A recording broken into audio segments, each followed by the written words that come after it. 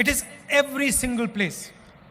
ఈ కుల వివక్ష కార్పొరేట్ కంపెనీలో ఉంది, న్యాయ వ్యవస్థలో ఉంది, రాజకీయ వ్యవస్థలో ఉంది, ప్రతి చోట ఉందని చెప్పి నేను భావిస్తున్నాను. And it destroys the lives of people every single day. It destroys their career, destroys their confidence, destroys their belief in this nation every single day. ఇది చాలా మంది జీవితాలను నాశనం చేస్తుంది, వాళ్ళ ఆత్మస్థైర్యాన్ని, వాళ్ళ ఆత్మవిశ్వాసాన్ని కూడా నాశనం చేస్తుందని చెప్పి నేను భావిస్తున్నాను. Now I am not saying something very controversial. I am just saying that everybody accepts that there is caste discrimination in this country. Let us now find out the true extent of the caste discrimination. నేను వివాదాస్పదంగా మాట్లాడదలుచుకోలేదు. కుల వివక్ష ఈ దేశంలో ఉందనే విషయం మనం అందరం యాక్సెప్ట్ చేసుకొని ఆ తర్వాత ఈ విషయాన్ని ఏ విధంగా సరిచేయాలనో ఆలోచన చేయాలని చెప్పి నేను మనం చేస్తున్నాను. I use the analogy of an X-ray. When somebody gets injured, the first thing you do, you go to the hospital, the doctor says, let us do an X-ray. నేను ఒక ఎక్స్రే లాగా పోలుస్తున్నాను. ఎట్లంటే ఎవరికి యాక్సిడెంట్ అయినా doctor మొదటిగా ఏమంటాడంటే hospital పోయి x ray చేయించుకోవాలని. అదే పోలిక దీనికి ఇస్తున్నాను నేను. No one will ever say to you, please don't have an X-ray. No doctor will say it. Nobody will ever say to you, if you have got an injury in your arm, do not have an X-ray. మీకు దెబ్బ తాకితే ఎవరు కూడా doctor కూడా ఎవరు కూడా x ray చేసుకోవద్దని చెప్పరు మీకు. In fact, if some doctor were to tell you that I suspect that your arm is broken, but you should not have an X-ray, you will say that the doctor is crazy. ఒక doctor మీకు మీ చెయ్యి ఇరుగుండొచ్చు కానీ మీరు x ray చేసుకోవద్దు అని చెప్తే ఆ doctor పిచ్చోడు అనుకుంటాం మనం. The doctor does not understand the basics of medicine. అంటే ఆ డాక్టర్కి మెడిసిన్ యొక్క బేసిక్స్ అని చెప్పి స్పష్టమవుతుంది. And that is all I am saying. I am saying we all agree that there is a concept called caste in India. We all agree that there is a concept called caste discrimination in India. Let us simply measure it and tell everybody in this country the extent of this discrimination. That's all. ఈ కుల వ్యవస్థ ఉందని, ఈ కుల వివక్ష ఉందని భారతదేశంలో ముందు మనం ఒప్పుకుందాం. ఒప్పుకొని ఆ తర్వాత పూర్తిగా ఏ ఎక్స్టెంట్కి ఉంది, ఏ విధంగా ముందుకు పోదాం అని చెప్పి మనం నిర్ణయాలు తీసుకుందాం. And the moment I say this, the people in the BJP, the leaders of the BJP, the Prime Minister suddenly start to say that I am dividing the country. నేను ఇది మాట్లాడగానే బీజేపీ నాయకులు, ప్రధానమంత్రి కూడా నేను దేశాన్ని విభజించే ప్రయత్నం చేస్తున్నానని నా మీద ఆరోపణలు చేస్తున్నారు. Since when has revealing the truth of this country divided this country? దేశం గురించి నిజం చెప్తే అది దేశాన్ని విభజించడమా అని చెప్పి అడుగుతున్నాను. All we are saying is let us explore the truth. నేను అంటున్న ఒకటే, మనం నిజం పరిశీలించాలి, నిజం తెలుసుకోవాలని చెప్పి నేను మనం చేస్తున్నాను. Foundation of all our religions is truth. Foundation of all our religions is ahimsa. All we are saying is let us explore the truth of discrimination. అన్ని మతాల్లో ఉన్న విషయం మనం నిజంతో పోవాలని, మనం ఈ విషయంలో కుల విషయంలో కూడా నిజం తెలుసుకొని ముందుకు పోవాలని చెప్పి నేను మనం చేస్తున్నాను. First of all, let us find out how many Dalits, how many OBCs, how many Adivasis, how many minorities, how many general caste, how many women there are in this country. మనము ఈ census ద్వారా ఎంతమంది దళితులు ఉన్నారు, ఎంతమంది ఆదివాసులు ఉన్నారు, ఎంతమంది ఓబీసీలు ఉన్నారు, ఎంతమంది మహిళలు, ఈ వివరాలన్నీ కనుక్కునే అవకాశం ఉంటుంది. After that, let us find out how is wealth distributed in this country. అది చేసిన తర్వాత దేశం యొక్క ధనం ఏ విధంగా ఈ సామాజిక వర్గాల్లో మరి విభజించబడదో అది కూడా కనుక్కుందాం. What share of wealth do Dalits have? What share of wealth do OBCs have? What share of wealth do women have? Let us find this out. దేశం యొక్క ధనం దళితుల దగ్గర ఎంత ఉంది, ఆదివాసుల దగ్గర ఉంది, ఓబీసీల దగ్గర ఎంత ఉంది, అది మనం కనుక్కోవాలి. Let us find out how many poor general caste people there are. ఎంతమంది నిరుపేదలు ఉన్నారో మరి తెలుసుకోవాలి మనం. Let us ask ourselves the question, how many Dalits are there in corporate India? How many OBCs are sitting in the top 500 companies of this country? How many OBCs, Dalits, Adivasis are there in the judicial system? How many Dalits, OBCs, Adivasis are there in our forces? Let us ask these questions. Why are we scared of asking these questions? ఎంతమంది దళితులు, ఆదివాసీలు, ఓబీసీలు corporate కంపెనీలలో కనుక్కోవాలి, న్యాయ వ్యవస్థలో ఎంతమంది కనుక్కోవాలి, సైనికులు ఎంతమంది ఉన్నారో కనుక్కోవాలి. ఇది అవసరం అని చెప్పి నేను భావిస్తున్నాను.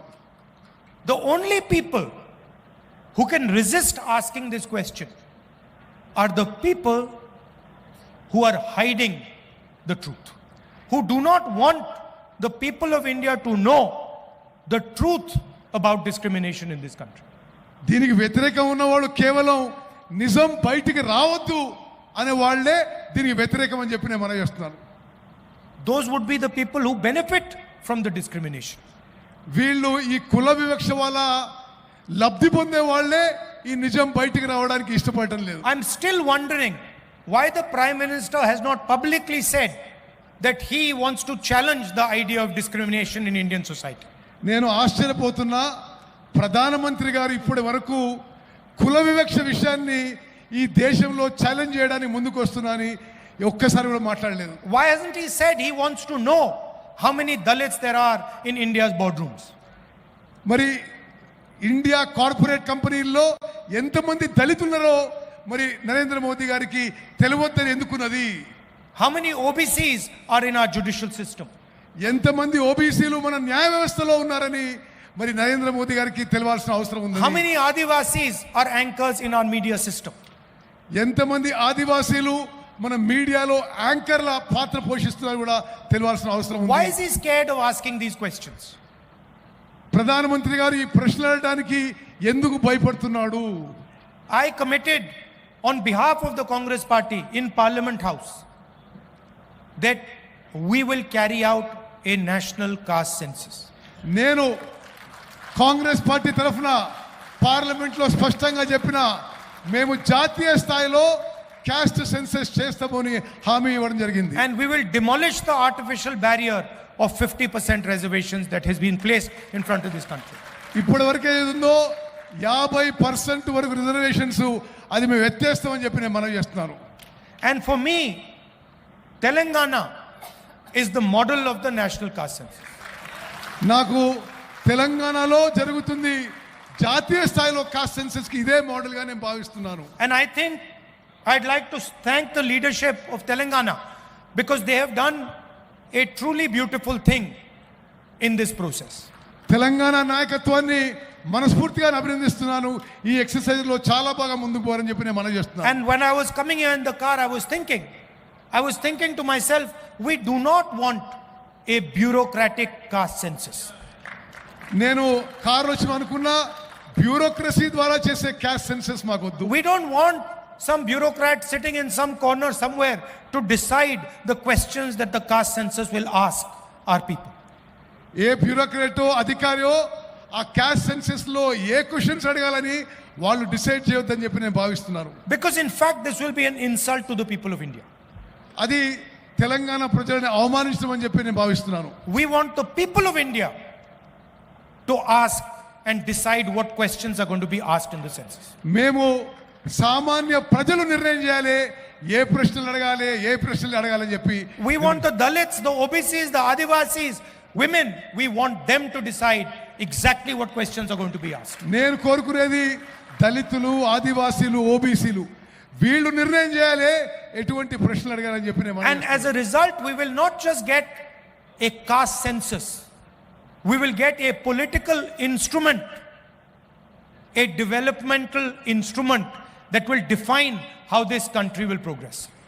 అయితే దాని ద్వారా కులగణనే కాదు అభివృద్ధికి ఏ విధంగా ముందుకు పోవాలి, రాజకీయాలు ఏ విధంగా పోవాలి, రాజకీయాలు ఏ విధంగా ముందుకు పోవాలని ఒక మార్గం ఏర్పడుతుందని చెప్పి నేను భావిస్తున్నాను. Please understand that what we are designing here is not simply a caste census.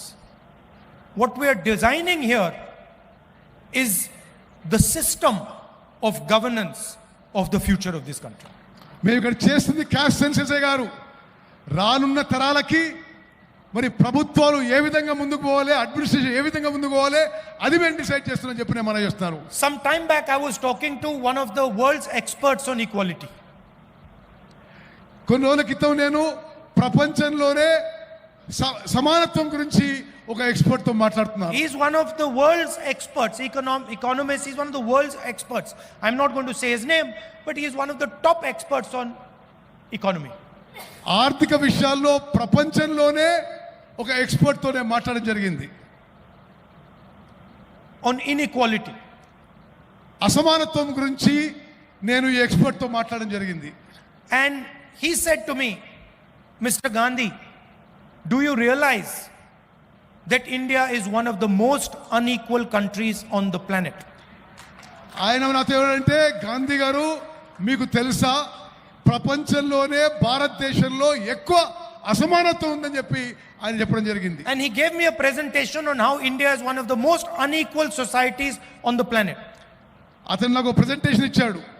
ప్రపంచంలోనే భారతదేశంలోనే ఎక్కువ అసమానత్వం ఈ సమాజంలో, భారత సమాజంలో ఏ విధంగా ఉందని చెప్తూ. And after his presentation I said to him, my brother, you are telling me that India is one of the most unequal societies on the planet, but your analysis does not even include the single biggest discriminator in Indian society, which is called caste.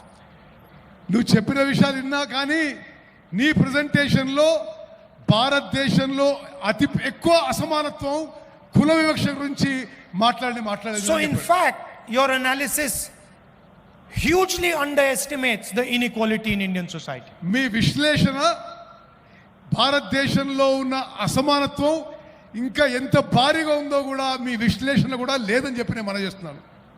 So why I am telling you this is because inequality means something completely different when you have a caste system in place. అసమానత్వం అనేది కుల వివక్ష ఉన్నప్పుడు, కుల వ్యవస్థ ఉన్నప్పుడు ఇంకా మరీ ఎక్కువ ఉంటుందని చెప్పి కూడా మనం చేస్తున్నారు.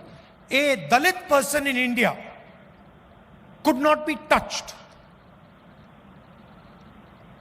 భారతదేశంలో దళితులకు అంటరానితనం ఉందనే విషయం మనందరికీ తెలుసు. Do you realize the level of inequality that person would feel if society is not allowed to touch him? సమాజంలో ఒక వర్గంలో అతన్ని ముట్టడానికి వీల్లేదంటే ఎంత అసమానత ఉండిందో గమనించాలి. This does not exist anywhere else. ఇది ప్రపంచంలో ఎక్కడా లేదు. And so what we have to understand is that discrimination in India is unique and probably among the worst in the world. ప్రపంచంలోనే అన్ని దేశాల్లో ఈ వివక్ష అనేది ఎక్కువ ఉంది భారతదేశంలోనే చెప్పిన మనం చేస్తున్నాను. And if we want to talk about a powerful country, if we want to talk about progress, if we want to talk about happiness among our people, the absolute first thing we need to do is identify the amount of discrimination and the nature of discrimination that is taking place here. దేశం ఆర్థికంగా శక్తివంతంగా ఎదగాలంటే, దేశంలో సంతోషం పెరగాలంటే ఈ కుల వివక్షని నిర్మూలన చేయాల్సిన అవసరం అని చెప్పి నేను భావిస్తున్నాను. As a politician I am accountable to you. ఒక రాజకీయ నాయకుడిగా నేను మీకు జవాబుదారీగా ఉండాలి.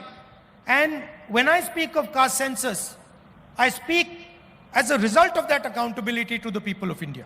ఆ జవాబుదారీతనం వల్లనే నేను మీకు అకౌంటబుల్ గా ఉండాలని చెప్పి నేను మనం చేస్తున్నాను. I simply cannot go to the people of India and ignore the fact that there is massive discrimination in this country. నేను ప్రజల మధ్యకి పోయి వీళ్ళలో అంత వివక్ష ఉందని చూసి అది మరి ఓర్చుకోవడం మంచిది కాదని చెప్పి I cannot lie to Dalits, I cannot lie to Adivasis, I cannot lie to minorities, I cannot lie to women that this country is fair to you. దళితులకి, ఆదివాసీలకి, OBCs, ఓబీసీలకి, మహిళలకి ఈ కంట్రీ మీకు సమానంగా ఉంటుంది, మీకు ఫేర్ గా ఉంటుందని నేను చెప్పలేకపోతున్నాను. Other people may be able to lie to you about it. I cannot lie to you about it. నేను ఆ విధంగా అబద్ధాలు చెప్పలేకపోతున్నాను. So I am fully committed to ensuring not only that caste census happens in Telangana, but that Telangana becomes the model for the caste census in the country. నేను తెలంగాణలో కులగణన చేయించడానికే కాదు, భారతదేశానికే Telangana role model కావాలని నేను ప్రయత్నం చేస్తున్నాను. I am sure there will be some shortcomings in our caste census in Telangana. నాకు తెలుసు కొన్ని పొరపాట్లు జరగొచ్చు ఈ కాస్ట్ సెన్సస్ లో. We will try and iron out those shortcomings. ఆ పొరపాట్లన్నీ సరి చేసుకుంటూ ముందుకు పోతాం. And I would like this to be a conversation between civil society, the people of Telangana and the government of Telangana. ఇది civil society, ప్రజలు, తెలంగాణ ప్రభుత్వం మధ్యలో ఒక సంభాషణలాగా ఉండాలని చెప్పి నేను కోరుకుంటున్నాను. Because we want to develop a framework of progress, a framework of development for the entire nation, and Telangana is the first step in doing that. మొత్తం భారతదేశంని తెలంగాణలో ఇప్పుడు చేస్తున్న ప్రక్రియని ఇది రోల్ మోడల్ గా చేసి భారతదేశం మొత్తం కూడా చేస్తామని చెప్పి మనం చేస్తున్నాం. And so I'd like to thank all of you who have come here, given your valuable time. I'd like to thank senior leaders of the Congress Party, Chief Minister, others, Deputy Chief Minister, PCC President. I'd like to thank all of you for your time, and I'm very, very proud that Telangana, the government of Telangana, is taking this step. మీ అందరికీ మీ అమూల్యమైన సమయం కేటాయించినందుకు ధన్యవాదాలు తెలియజేస్తూ ముఖ్యమంత్రి గారికి, ఉప ముఖ్యమంత్రి గారికి, పిసిసి ప్రెసిడెంట్ గారికి నా ధన్యవాదాలు And to తెలియజేస్తాను. Uttam Reddy ji for an excellent translation. Thank you. Ponnam Prabhakar గారు ఓట్ ఆఫ్ థ్యాంక్స్ చెప్తారు.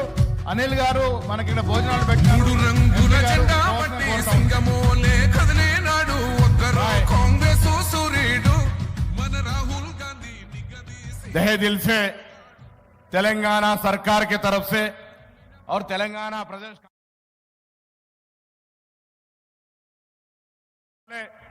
तेलंगाना एक रोल मॉडल होगा इतिहास में, देश की दिशा दशा बदलने के लिए मैं बात कहते हुए